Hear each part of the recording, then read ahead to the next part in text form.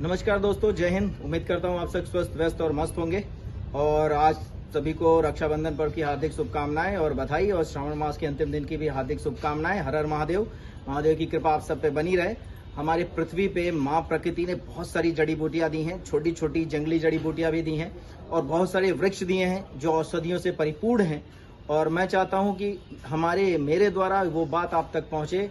उन वनस्पतियों को आप संरक्षित करें, वनों को संरक्षित करें। तो चलिए इसी कड़ी में मिलते हैं एक खास जड़ी बूटी से जो बड़ी उपयोगी है, अक्सर आपने आसपास देखी होगी। तो चलिए दिखाता हूं कौन सी जड़ी बूटी है। नमस्कार, कैसे हैं? देखिए ये सारे जड़ी बूटी आप देख रहे होंगे।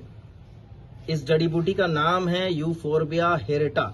इसको दूधी भी कहते हैं और दुग्धिका भी कहते हैं, स्वादुपर्णी भी कहते हैं, बड़ी दूधी भी कहते हैं। इसकी छोटी भी वैरायटी होती है, इसमें छोटे छोटे फूल निकलते हैं। ये छोटे छोटे फूल होते हैं यहाँ पे। और ये यूफोर्बिएसी का मेंबर है। इसमें लेटेक्स भी निकलता है, इसीलिए दुग्धिका भी कहा जाता है। छोटी दुग्धिका का उपयोग भी बहुत ज्यादा है। ये बड़ी दुग्धिका है, ये लाल दूधी भी कहते हैं इसको। और इसका स्वाद, ये 15 से 50 सेंटीमीटर लगभग ऊंचा और सीधा पौधा होता है, हर जगह पाया जाता है। ये कटु होता है, आयुर्वेद के अनुसार कटु है, मधुर है, तिक्त है, रुक्ष है, गुरु है, तीक्ष्ण है और वातकारक औषधि है। ये मतलब वात रोग में भी इसका इस्तेमाल किया जाता है, त्रिदोष में भी इसका इस्तेमाल करते हैं। और ये ज्यादातर कुष्ठ, कृमि, विष, प्रमेह तथा अतिसार नाशक औषधि है और एंटीबैक्टीरियल प्रॉपर्टीज रखती है। साथ ही साथ इसके अंदर बहुत सारे औषधीय गुण हैं। एंटीबैक्टीरियल है, ये एंटी कैंसर है, एंटी फंगल है, एंटी मलेरियल है, एंटी इन्फ्लामेटरी है, एक्टिविटीज पाई जाती है इसमें। एंटी डायरियल एक्टिविटीज है, एंटी ऑक्सीडेंट एक्टिविटीज देखी गई है, एंटी अमेबिक एक्टिविटीज देखी गई है। तो बड़ी ही उत्तम औषधि है और इसका इस्तेमाल कई जगहों पे करते हैं। कहा जाता है कि इसके पूरे पौधों को अगर लेकर के सुखा के और इसका चूर्ण बना के छांव में रख करके चूर्ण बना लें, छांव में सुखा करके इसका चूर्ण बना लें और इसको आधा आधा चम्मच, बहुत थोड़ी मात्रा में लेना चाहिए। लेने पे जो अस्थियों में यानी हड्डियों में जो कमजोरी होती है वो भी दूर हो जाती है। बड़ी ही उत्तम औषधि है और 21 दिन तक लेते रहने से आप में हड्डियों की जो कमजोरी है वो भी दूर हो जाएगी, कैल्शियम की भी कमी दूर हो जाएगी।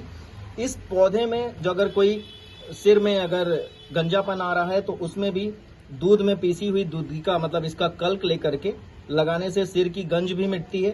साथ ही साथ नेत्र विकार में, सिर दर्द में, दंत रोग में, और अगर तोतलापन है, ऐसा भी कहा जाता है, बहुत सारे आयुर्वेदिक ग्रंथों में भी मेंशन है कि तोतलेपन में 1 से 2 ग्राम दुग्धिका इसका चूर्ण लेकर के और पान में रखकर चूसने से जो तोतलापन होता है वो भी दूर हो जाता है।